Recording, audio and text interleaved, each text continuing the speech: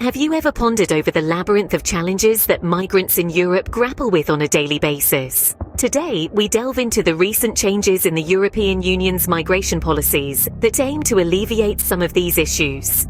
In a significant move, the European Union has agreed on stricter rules for visiting the Schengen area, potentially increasing the cost of Schengen visas for travelers. This decision, while appearing stringent, is designed to regulate the influx of migrants and ensure a smoother transition for those intending to make Europe their new home. However, not all countries are following the same path. The United Kingdom, for instance, has implemented a ban on foreign care workers bringing their families. This policy has faced scrutiny, as critics argue it adds to the challenges faced by migrants, separating them from their loved ones. On the other hand, some countries are making strides in the right direction.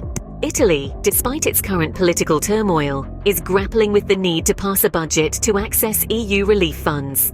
These funds could potentially be used to address the needs of migrants and integrate them more effectively into Italian society. The European Union's new migration policies are a clear reflection of the complex dynamics at play. While some countries are tightening their borders, others are attempting to make it easier for migrants to work and live in Europe.